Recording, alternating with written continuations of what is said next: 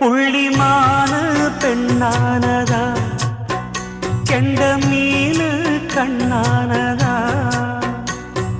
பூ முடிச்சு பொட்டு வச்சு புன்னகையில் தேன் தெளிச்சு பக்கம் ஒரு சொர்க்கம் வருதா.